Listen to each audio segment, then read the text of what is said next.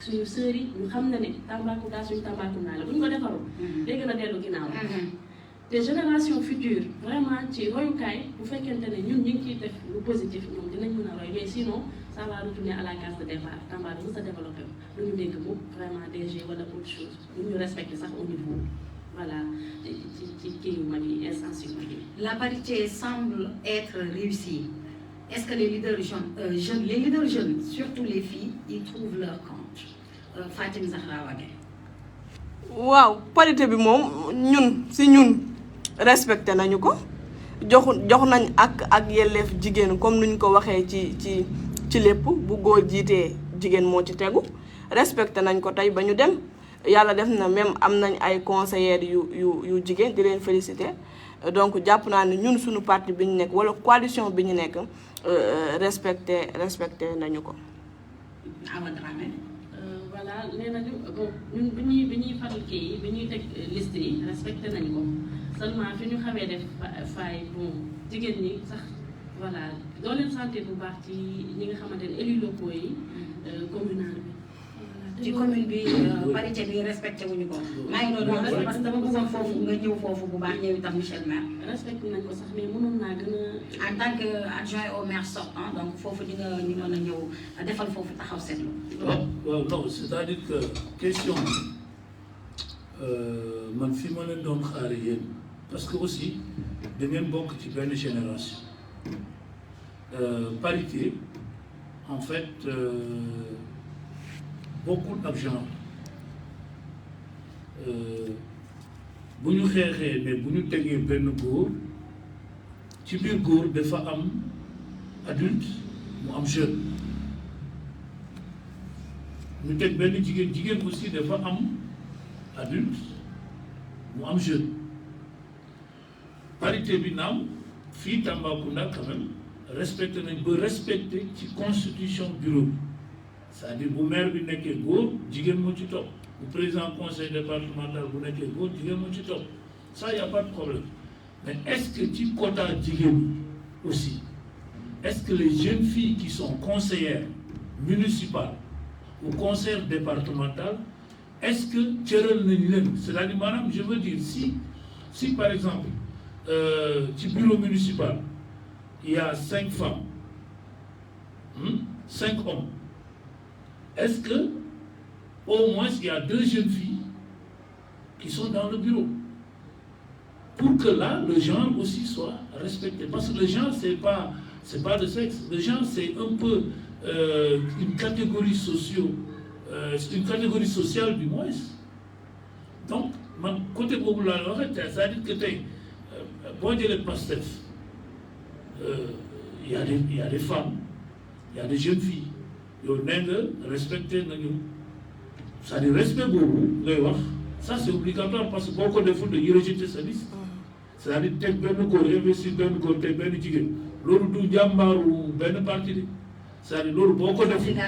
c'est obligatoire boo ko deful dañuy rejeter sa liste maintenant le problème c'est quoi bu ñuy teg instance de décision yi c'est-à-dire bu ñu defee élection ba pare bu ñu am les conseillers municipaux les conseillers là les femmes est-ce que il y a assez de jeunes filles parce que aussi pourquoi ñuy xeex pour yooyu pourquoi ñuy naan jigéen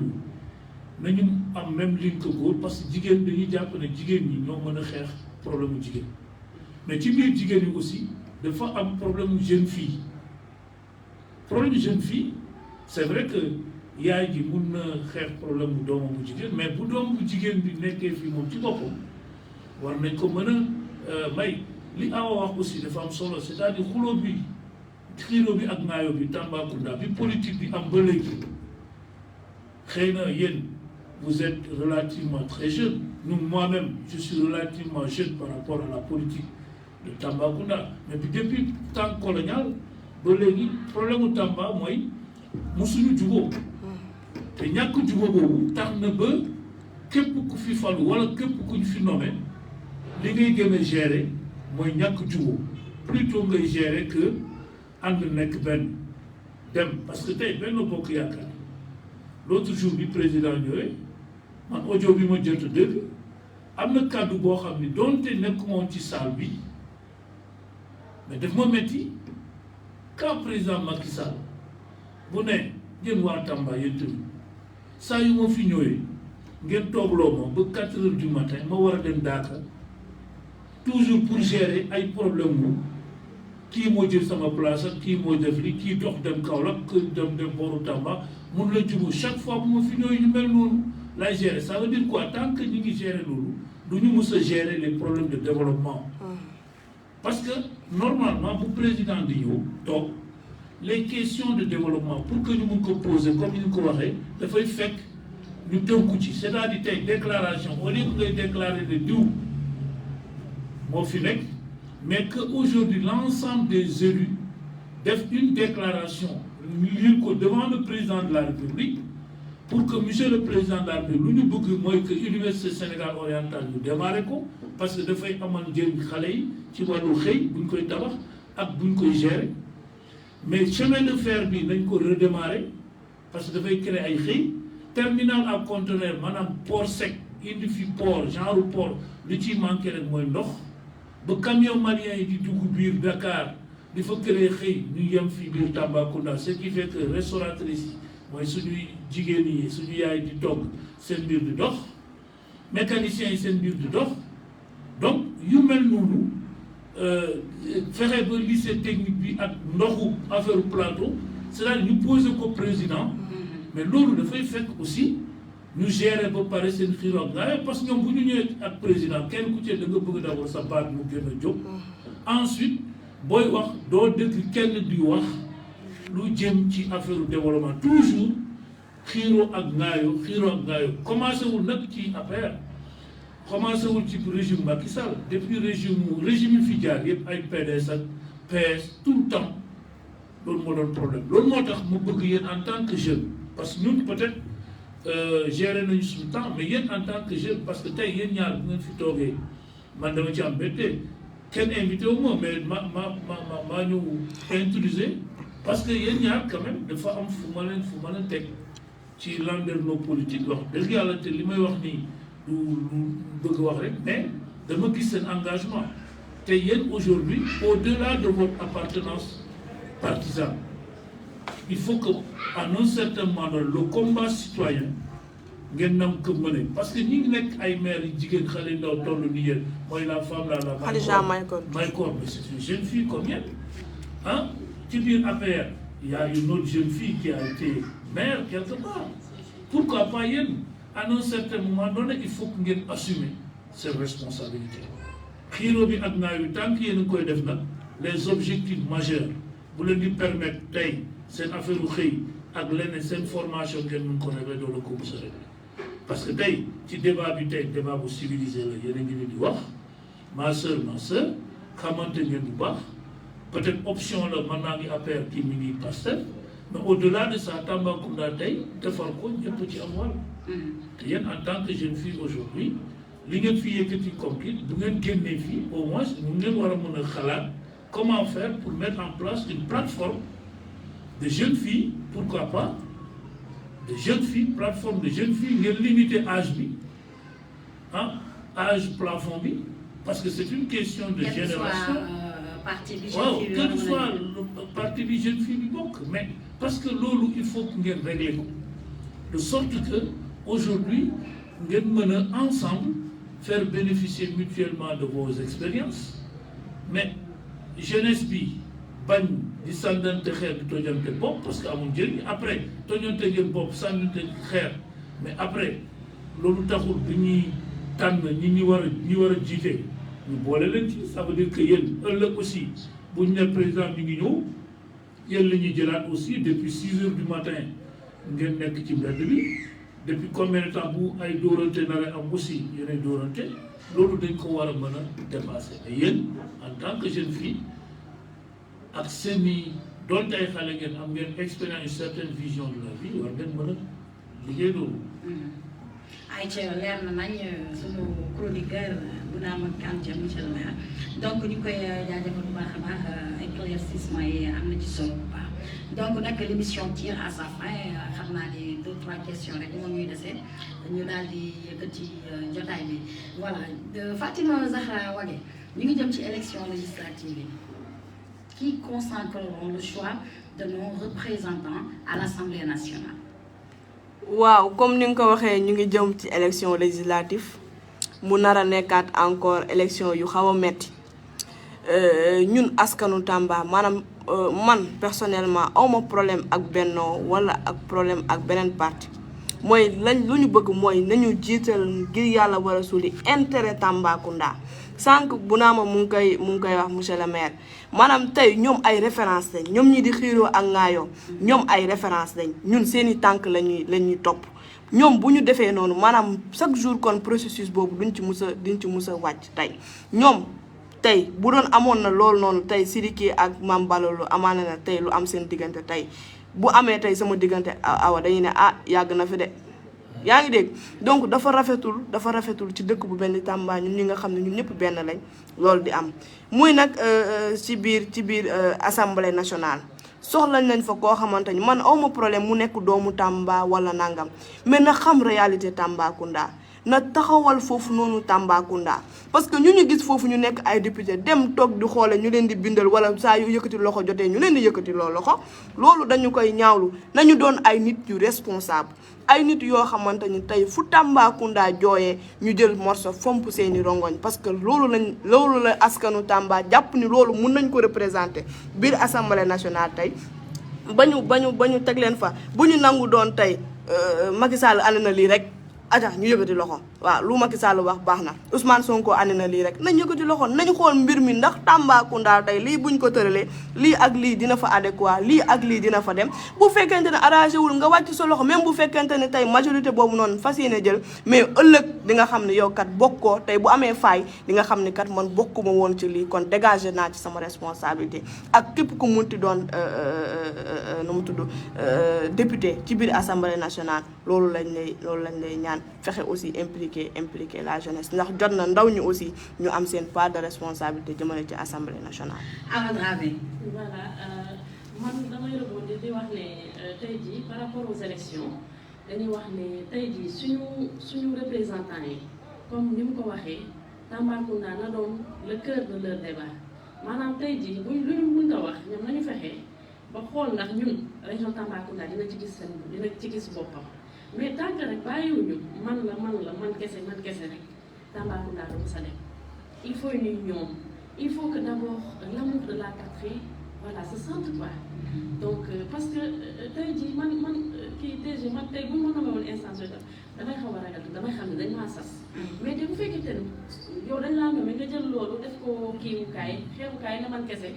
sa dëkk du mës a dem te loolu kenn du la ci nawloo tamit donc nañu fexe ma damay fexe rek di wax ne comme ni mu ko waxee bu ñu fa demee tamit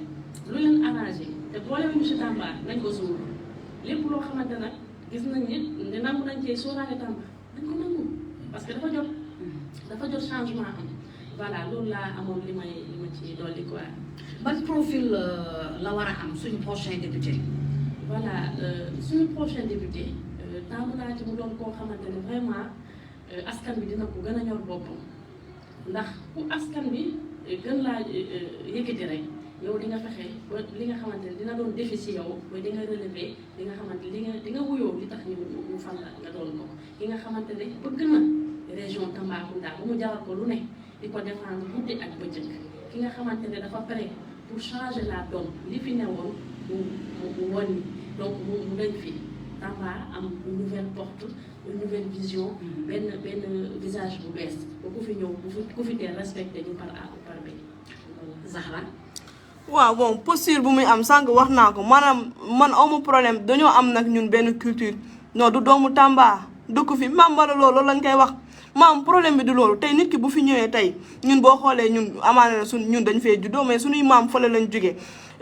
du problème maam nit ki dëkk fi wala mais na xam réalité Tambacounda na xool ay doxalin yu muy def tey ba Tambacounda ñu impliqué ko ñu koy dégg man tey boo gisee may dem ci sortie peut-être bu président wootee may dem wala bu wootee feneen may dem c'est pour représenter cette région ñu jàpp ni région boobu noonu nekkul région boo xamante ni c'est oublié malgré 400 et quelques kilomètres entre Dakar Tamba ci la ñu bokk bu ñu génnee di ñu féetale ay Mali mais nañu ci Sénégal gii lañu bokk. donc lu jeunesse Dakar am Saint-Louis Diourbel jeunesse Tamba da ko war a am Kédougou da ko war a am Kolda da ko war a am parce que ñun ñett ñun ñooy problème bi ñun dañu ñoo fàtte posture bu muy am mooy na doon ku responsable nga xam ni sas nañ ko jox sas boobu nag mooy teewal fi askanam saa yu askan wi soxlaa posture boobu lañ bëgg nañu bàyyi saa yu ñu ne vote rek ñu ne ah Ousmane Sonko de lépp lu mu wax baax na wala Macky Sall de lépp lu mu wax baax na non du loolu xoolal intérêt sa dëkk parce que ñoom ñoo la fal jàpp ni yow mun nga pour nga dem représenter assemblée nationale. pare nga pour nekk candidat monsieur le maire nekk député tam. non moom bu nekkee député damay bàyyi yeewi ñëw foofu noonu. c'est-à-dire que li nga le point bi ngeen di aborder dafa am solo surtout que ci ay xale yu wax ci seen xalaat. xam nga mbir mi dafa yàgg nañu am ay député waaye li lan moo ci lu ñu am loo xam ne jëmoon na parce que retard bi ñu accusé des fois ci ñun la quoi. des fois ci ñun ñi la. parce que fu ñu séddale boo waxul sama wàll te li ñu séddale bëriwul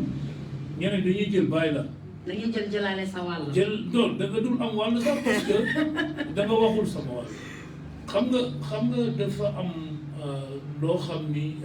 Awa wax na ko léegi c'est-à-dire askan bu la gënalul sa bopp c'est-à-dire mënoo nekkal askan. bu ma naree nekk député nar a défendre par exemple secteur de l'éducation ci région bi wala ci département bi te man xawma carte scolaire nu mu demee ñaata école moo fi nekk ñaata école lañ clôturé ñaata collège moo fi nekk ñaata classe moo ñaata ñoo nekk ci abri provisoire mais loolu bu ma ko xamul bu ministre de l'éducation nationale di jaar di défendre son budget man comment nan laa mën a poser problème boobu parce que xaw ma ko jëw ma ko saytu ci wér côté santé bu ma xamul ne man sama hôpital bii dañuy wax niveau 2 mais amul plateau médical de niveau 2 au passage may nuyu à la directrice pour son engagement di remercier aussi ONG Corsa bu ñu ñooy le pôle mère enfant muy jumtukaay boo xam ni benn ONG bu may hôpital 1,4 milliard lañ ko tabaxee mais hôpital régional du Tambacounda ba léegi état tabaxul toll ni 500 millions de francs CFA tabaxu ko mais benn ONG Corsa def na loolu laata loolu def na matériel yu bëri mais loolu pour état aussi bu mun ko def il faudrait que yow mi fa nekk nga koy wax xam nga le problème de l'université la lan moo ko gën a tardel mooy que boo waxee ñu ne projet chef de l'état waaw chef de l'état projet yi mu am dafa bëri macha allah mais yow boo ko fàttalul sa bos ki ko gën a fàttali bosam lay dégg la preuve bu mu fiy jógee après la dem Fouta bu mu fa demee waa Matam ñu jël Baaba Maal ne ko waxal ñu yow boo ñemewul bàyyil ku mel ni Awa Dramé bu ñëwee bu ñu ne audience nga jël Awa Dramé moom mu wax parce qu'elle n'a rien à perdre comme toi tu as peur de perdre ton poste moom elle n'a rien à perdre nga bàyyi ko mu dem poser les problèmes mais malheureusement loolu moo amul député nag député wax dëgg yàlla représentant du peuple la daf la war a jaral lu nekk bu la mënul jaral lu nekk askan bi jëm kanam wax dëgg yàlla waroo ñëw di laaj baat parce que boo toogee wu naan man bu ma nekkee député yàlla ak président ça veut dire que yow respecté wuloo Tambacounda yi Tambacounda yi mënuñu voté fal la ba pare nga ne man bu ma nekkee président yàlla diw et d'ailleurs président fu mu nekk nii foofu la ñu bu njëkk léegi pour nekk député léegi dafa yomb il suffit que président investir surtout dëkk bu mel ni Tamba il suffit que président ne yow la rek ba pare dafay ne na ko ñëpp wotal ak nu mu muntu mel nañ ko wotal et en définitive maintenant le député au lieu qu'il soit élu il est nommé parce que président moo ko tànn et malheureusement même les autres partis d'opposition après sont tombés dans les mêmes travers ñoom aussi bu ñu d'accord ci benn candidature au lieu d'organiser des primaires ay yenn kii tënku ci résultat primaire boobu dañuy naan léegi nañ ko envoyé niveau national boo ko envoyé niveau national ñu jël yow yaa ne nañ ko envoyé niveau national ñu envoyé ko foofu résultat bi niveau national ñëw nga ne léegi du ma ko respecté aussi nga def leneen loolu mooy li nga xam ni dafay bokk li gàllankoor léegi nag le profil d'un bon député je crois que les deux jeunes filles qui sont là l'ont dit li ci ëpp solo mooy don de soi pour les populations c'est-à-dire que tey munoo ne damay dem waxal diw te diw boobu xamuloo ko xamul lan mooy lan la soxla loolu bokk te tu n'es pas prêt yow te dissoudre dans le peuple ah nga ragal assumer yenn responsabilités yi ah man je pense que tey il est temps souvent dama koy wax que ñu liggéey pour que képp ku bëgg laaj baatu askan bi nga respecter askan bi ci baat bi parce que juróomi at nga war di waxal nit te nit kooku boo ñëwee sax jóge Dakar tu n'as même pas le temps dem seet ban situation la nekk ah combien d'années Plateau mi ngi ci situation mu ndox et il y a eu le ministère de l'eau bu jaar ak musuñu wax problème boobu poser ko carrément en plus de poser ko assemblée mais ngay dem ministère dem à la direction dem Sen'Eau poser problème bi pour que ñu ñëw régler ko le problème de l'hôpital la même chose le problème des chemins de fer le redémarrage des activités des chemins de fer loolu non seulement buñ koy tabaxaat day créer emploi ñi ñi am xëy emploi durable mais buñ ko boo gisee dëkk yu bëri nekk le long des rails ba Kidira bi chemin de fer daanoo la dëkk yu bëri daanoo ñun boobu nga xamante jeune enseignant buñ doon dem ay Bakel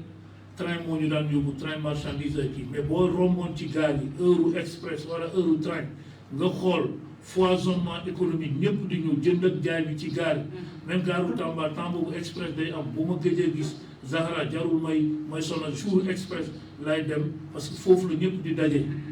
boobu gars yi di wax naan boo nekkee ci train boo xamul Tamba na nga déglu rek foo dégg ñu wax moo ni Kalamambea c'est-à-dire fonde bu tàng moo ni Kalamambea foo ko déggee rek nga xam ne accident Tamba yooyu c'est des symboles donc loolu yooyu bu mu ñàkkee la économie bi daanu économie mënul nekk quelque chose d'artificiel économie dafa pour suqali dëkk c'est-à-dire waa dëkk bi ci activité bi ñuy def la ñu mën a suqali dëkk bi tey boo xoolee gare bi nu mu mel perte bi tous les grands pays du monde seen chemin de fer day dox te Tambacounda yàlla def ñu baaxee ligne ferroviaire bi en terre bi li ñu fa def c'est très bien waa Dakar des fois dañuy saboté sax dañuy envoyé photo maa ngi biir terre yéen amu leen terre mais ñun nañu defaral suñu chemin mais loolu c'est les députés maintenant ñu mën a poser les représentants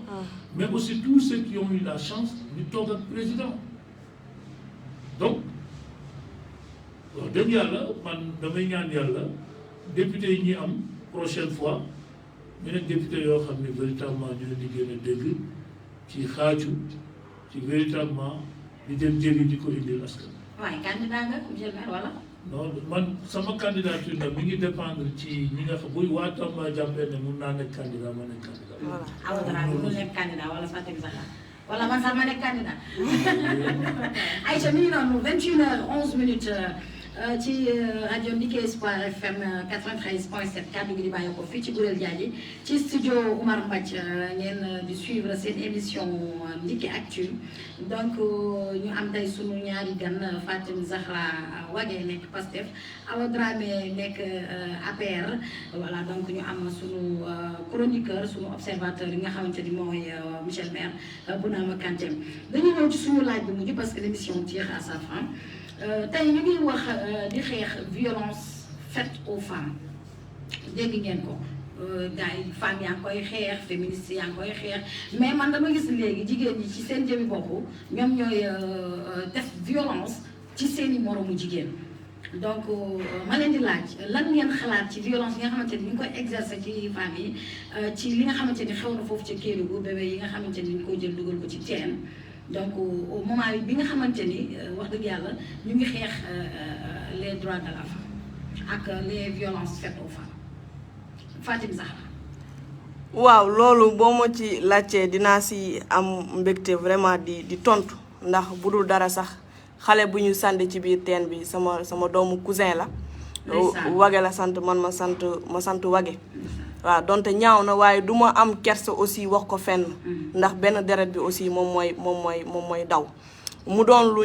ñuy ñaawlu mu doon loo xamante ni tey violence faite aux femmes bi ñuy xeex nga xam ni góor ñi ñoo ñu ko doon teg tey ba ñu andi loolu waaye ñu dem ba suñu jigéen entre nous tey ñun ñooy xeexalante jël sama doom dugal ko fii wala def ko ay jëfi waaw ay jëfi ñaaw nag nga mun a jëlee maanaam jël mag sax tëmbal ko ci teen gàcce la maanaam xol nangu ko sax waaye nga jël xale boo xamante ni xamul dara nga jël dugal ko ci biir teen parce que lan yaayam sama wujju la yaayam daf ma soxore wala yaayam tey bëgguma ma bokk ak moom jëkkër et pourtant moom nga xam ni tey maam ji bokk na ci ñu complété mbir bi muy doomu moom moo jur ku góor ki tey mu bokk ci loolu ana la tolérance ana tey dëkk bu ñu doon wax tey dëkku teraanga la ana dëkk bu ñu doon wax tey dëkku partage la ana dëkk boo xamante ni tey ñoom temps ñoom monsieur le maire am na ñoo xamante ni seen i wujju yaay ñoo leen doon yar am na ñoo xam waaw ci kër yi mag man sama yaay bu ma jur wujju yaayam moom moo ko yar ñu doon sàmm ay valeur sàmm ay loolu mais wujju léegi xeex la wujju léegi defante lu bon la xëppante acide la est-ce que jarut ñun ñi nga xam ni woote woon nañ tey violence faite aux femmes jotul léegi ñu def violence faite aux femmes mais entre nous waaw entre femmes pour ñu mën a dañ ciy dem ba dugalaale ci innocent yi aussi waaw loolu dañuy dem ba ci dugalaale ci innocent ndax xale bu ndaw ku amoon avenir xam nga lan la doon naroon a doon ëllëg nga jël taxaw teen tumbal ko ci biir teen loolu vraiment dafa ñaaw te gàcce la aussi vraiment waaw gàcce la ci jigéen waaw gàcce la ci jigéen waaw par rapport ak loolu benn acte la boo xamante ni ma dama koy condamner fermement ndax tey jii mënuñoo wax non à la violence faite aux femmes léegi jigéen ci boppam dem di def genre acte yooyu donc man je dis qu'il est temps que ñu def un retour aux valeurs c'est nécessaire pourquoi parce que tey jii éducation de base manque d'éducation de base rek moo indi lii ak manque xam éducation religieuse ak éducation de base ndax tey jii nit ku tàmm partage nit ku yaatu xol ki nga xam ne da nga màgg ñu lay jàng da nga war a yaatu xol da nga war a bokk ak say morom nangu di baale nangu di yenn affaires yi nangu dogal voilà xam ne rey kenn du ko def xam ne rey c'est défendu par l'islam et cetera kooku du mës a dugg ci yu mel noonu mais manque d'éducation de base la n'est-ce pas moo dem bu commencé jur yooyu te léegi daf fi bëri malheureusement donc vraiment en tout cas bu ci nguur bu jógul moom waaw fu jëm du baax donc vraiment di ko déplorer rek naan jigéen ñi nañ delloo si seen xel monsieur Nane oui mais parce que tey rek ñu ngi déggaat bu mel noonu beneen garab beneen jigéen bu santi benn garab fii benn xale de 1 an et quelques mois ci biir teen bon et c'est vrai que la violence bi jigéen ñi di perpétrer c'est beaucoup plus atroce xam nga yaa ngi wax mag c'est-à-dire xaj buy dund ba jël ko sànni ko ci biir teen te mu ànd ak bakkan c'est atroce plus faible xale boo xam ni ci kaw lan parce que yow wujju sa kii ñu koy teg ñaareel c'est pas parce que mu tàkk ko mu nekk wujju moo tax mu def ko mais c'est parce que ci biir seen tradition dañu xëy na am na tradition ñu ne góor mooy doon comme kële ñaari doom yu jigéen la am ki ci topp ki ñu takk mu njëkkee ci góor mais ngeen di wax ay doon kan moo leen wax ne ñaari xale yi ñoom ñoo njëkk dee seen doom ci kaw loolu ñu jël xale bi sànni ko et puis kuñ ko def loo muuma la jël xale bi jox ko bon est-ce que muuma bi elle est consciente je ne sais pas. moom tamit elle a été victime. moom muuma bi elle est consciente parce que seen voisine la moom xale bi bu daan jooy moo ko doon ñëw foofu di ko jël di ko bambaane yaa ngi dégg tey affinité bu mu am ak xale bi tey moo tax mère bi yónni ko pour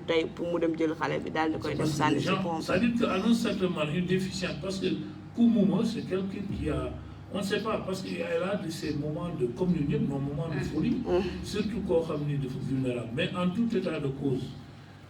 ci biir loolu li fi fës du sax man pour man du jalousie c'est de la méchanceté parce que xam nga wujje pour man wujje mooy lan nga gis ci kële lu baax ma fexe mel noonu ma fexe am loolu mais boo ci tegee iñaan nag kooku soxor la te iñaan mooy indi yenn yi kii wujjee du def dara juge mukk lu bon mais ki soxor kooku mooy def lu bon te là aussi il faut que li ñuy gën a métti c'est-à-dire li gën a yëngu ci affaire bi mooy ñaari cas yooyu am na le mouvement féministe ñuy revendiquer la lutte contre la violence faite aux femmes mais kenn ci ñoom yëngu ci affaire bi parce que ça c'est de l'auto-censure mun moo nekk jigéen ne du ñuy méttital jigéen damay métti ba xeex ko saa yu amee ngeen jóg ngeen taxaw xeex jigéen def bu mel noonu def ko xale. def ko xale def ko jigéen en même temps parce que yaay ji tamit am na lu ko métti. nga def ko nga def violence yi mel noonu normalement les mouvements féministes devaient être au premier rang pour dénoncer sinon ça veut dire quoi que ñoom elles ne sont pas réellement en train de dénoncer la violence c'est-à-dire dañuy nekk ci nu ñu wax ils sont en train de faire de la politique parce que les gens disent peut-être kii la c'est l'occasion pour boo nee les violences faites aux femmes genre marché la léegi parce que les organisations internationales dañ lay financer mais si ces organisations internationales sont au courant que FAFS wala beneen organisation dénoncé wuñu li xew ni attendez-vous à ce que l'UNICEF qui est là pour les enfants quand même jóg pour taxaw parce que là aussi c'est sérieux et vous en tant que jeune fille aujourd'hui je vous ai pas entendu dénoncer ça publiquement j'ai pas vu d'organisation féminine ni à Kédougou ni dans le Sénégal oriental dénoncer encore moins au Sénégal je ne sais pas qu'est-ce qui s'est passé est-ce que vous trouvez juste que organisation féminine yi qu'il fasse quand même profil bas black out cette affaire duñ ko dénoncer voilà donc émission bi jeex na ñu daal di tàggatoo Fatim Zahra Wagué sa kàddu bu mujj. waaw di remercier sénégalais yëpp di remercier aussi sunu mbokku internet ñi doon seetaan via Facebook di remercier askanu Tamba tey ndax lépp lu ñu doon tey ñoom ñoo ñu yar tey tàggal ñu tey ba ñu ñëw toog fii ci rajo di wax wala dem toog ci télé di wax que ni rek la jeunesse tambacoundoise vraiment jot na ñu yeewu ñu bàyyi ñu ñuy utiliser ci yenn yoo xamante ni amul benn sens amul benn solo ay nettali doy nag suba man de maa fi peinture doonoon sama yaram wala man maa fi defoon nii man maa fi def waaw peinture daf ma touché de trop daf ma metti vraiment ci 21e siècle bu ñu toll ak Tamba retard bu mu am yëpp tey bu ñu réclamer woon tey lu ñu manqué je pense que loolu moo nekk voilà surtout université bi chemin de fer baa ngi nii voilà di remercier aussi sama sœur Awa di ko wax ni rek vraiment ñu ngi bëgg a tëral benn mouvement tey ci règlement yooyu lañ nekkoon mooy manko aar territoire bi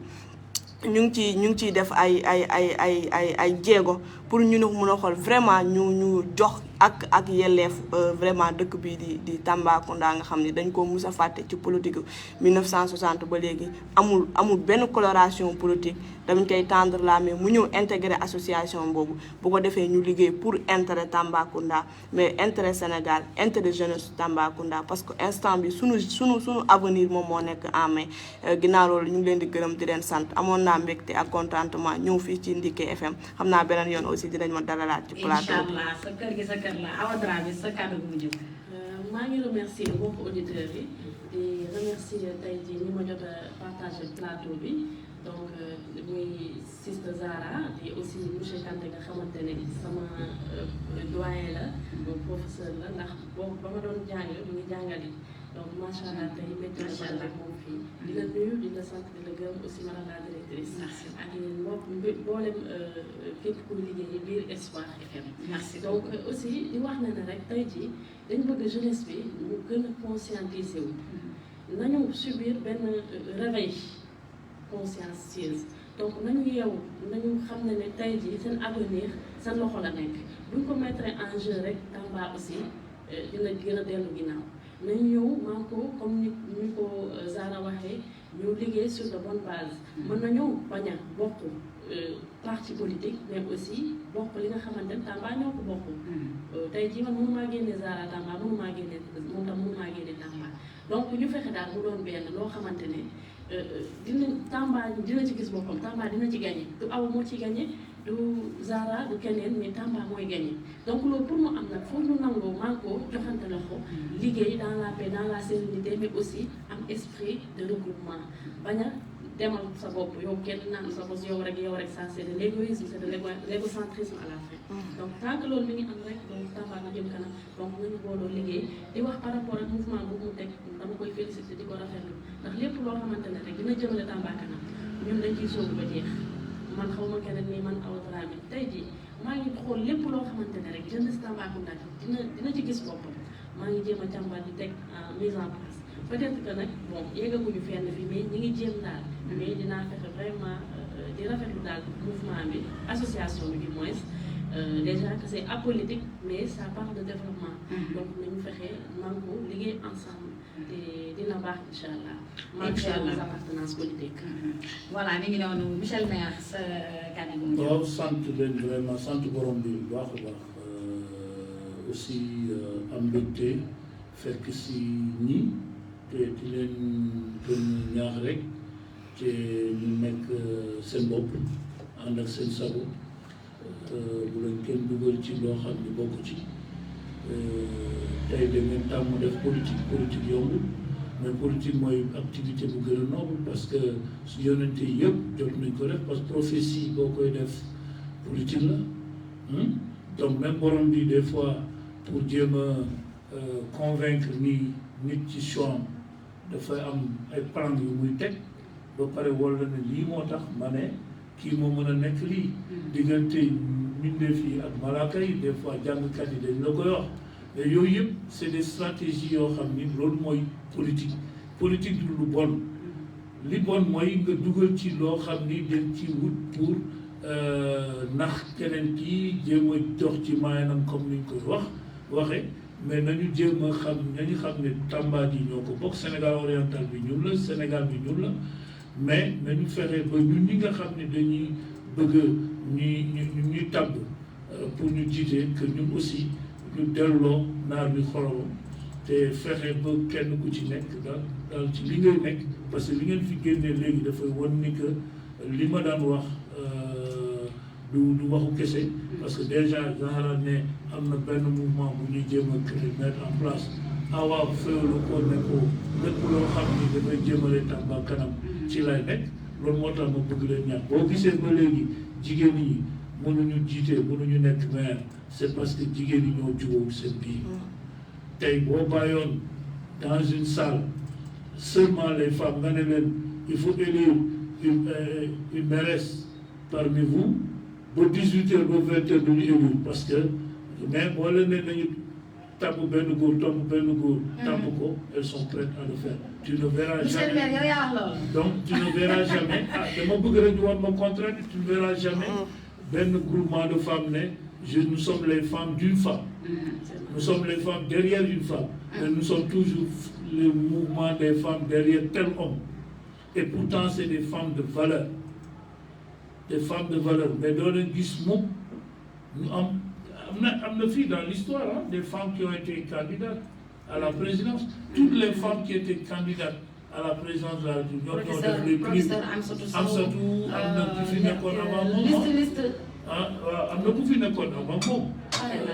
parrainage qui dirige le parrainage je pense que c'est une couleur là mais toujours ñoom ñooy am score bu gën a ndaw et alors que nee nañ électorat jigéen ñi ñoo ci ëpp pourquoi toujours même bu ñu gàñewul mais nañu am électorat boo xam ne ñu wane seen bopp donc loolu nag yéen leadership boobu c'est à vous de travailler autour de ça l'émergence d'un leadership féminin engagé mais ñoo xam ni ils partagent effectivement tous les problèmes ensemble ñàkk langue politique du tere ci li nga xam ne moo soxal askan bi ngeen doon ci taw waxtaan en tout cas am mbégte ñëw fii ngeen nangul ma parce que bokk moo ci invité dama ñëw intrusé dugg ngeen nangul ma vraiment sant gërëm leen bu baax a baax remercier aussi la directrice et son équipe parce que émission bi ñooy def nii dafay tax nga jox une c'est-à-dire moment d'expression parce que lii aussi dafa bokk ci formation politique nga mën a jokkoo askan ba suba boo génnee ñu ne li nga wax ne fii baax na mais fii nga war a rectifier Zahra ci li nga wax lii baax na li ngay rectifier c'est comme ça ngay former surtout sur le plan politique. donc maa ngi leen sant leen gërëm. Aïcha, merci beaucoup monsieur le maire, merci beaucoup Awa Dramé, merci beaucoup Fatim Zahra Wagué nekkoon suñu gan tey jii ci émission Ndiki Actu ni ngeen ko xamee donc nag Ndiki Actu mi ngi leen di jox rendez-vous jeudi incha allah.